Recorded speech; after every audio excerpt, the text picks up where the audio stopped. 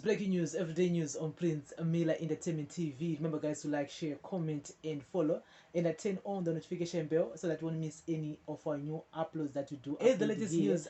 British Parliamentarian Lord Robert Antony Hayward says there's no sign that the Zimbabwe Electoral Commission (ZEC) will enforce free and fair elections in 2023.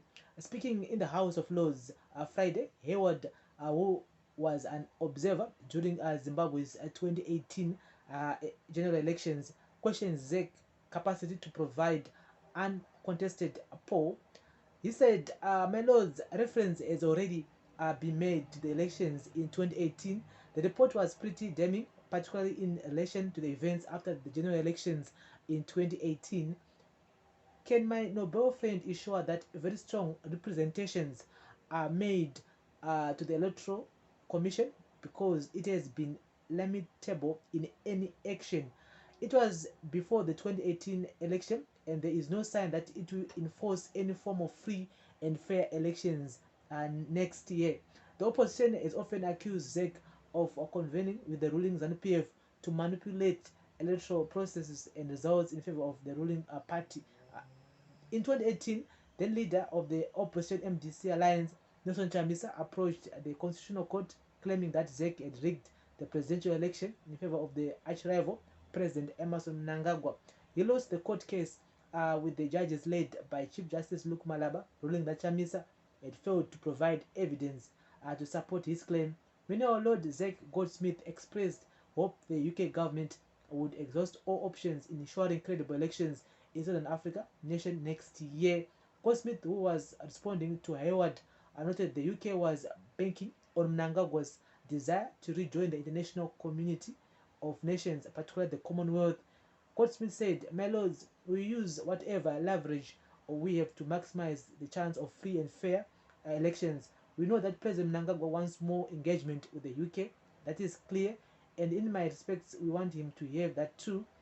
However, deeper re-engagement with the UK will require meaningful political and economic reform and respect for human rights and the rule of law, in line with the president's own stated commitments when he took office.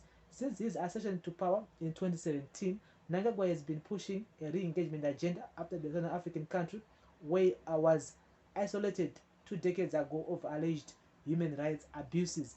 And so, guys, that's the latest here. Is British zone next year hakuna election inenge free and fair, because reforms are set to is those reforms that we've been talking a lot about here, saying that the government needs to put those reforms, then to implement those reforms. And but ZEC vakati zoni isusu atinga itema reforms are not in parliament, which means that my MPs are supposed to be pushing for those reforms in parliament. But we've seen that Maricos akamboitwa, we've seen that my MPs budget zvavega vanokubatana as ZANU-PF one majority of the MPs, and we all know that reforms is the last thing on their list.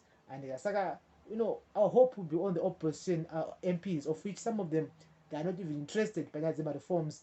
Chanangwa chungoda chite ma pex out nemota nema stand anongwa promise, but still it's gonna be like what we saw in 2018, whereby results achaverengwa vanawanda vachange vasiri kufara nemaresults anenge averengwa, because vanenge vachona sei asiriwo kana kuti abirirwa or whatsoever.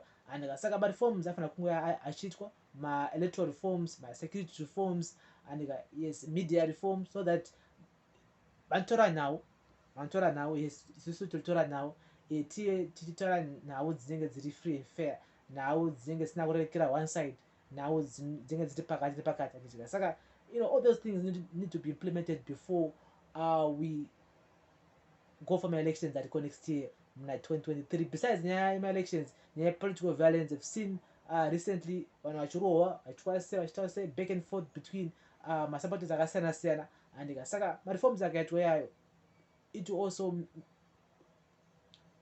put a fair ground for all opposition political parties, for all parties kuti vakwanise kucampaigna in peaceful manner, pasina kurowana. There should be hefty fines even disqualification of political parties who engage in violence.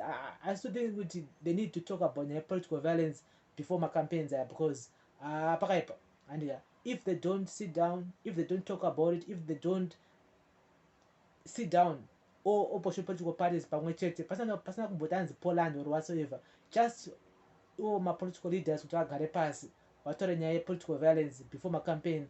I think it would be useful because if they don't, chawana vanawanda vachishayika, chawana vanawanda vachidisappear. Gonna see a lot of violence happening, and like what we saw at my campaign in my by-elections earlier this year. We lost Bononi Ngube. May he so rest in peace. I mean, it was unnecessary, but it happened. Someone else lost a father, lost an uncle. It's so sad, man. It's really sad. So we're gonna see a lot of people losing their loved ones. But my campaign akutanga manja. So, but my British argument is only for ED to even think of rejoining Commonwealth, he needs to do those reforms. Otherwise, hapana. Saka re-engagement yautaura haitiki kana pasina kuitwa ma-reforms in Zimbabwe. I think it's fair. I think it's really fair.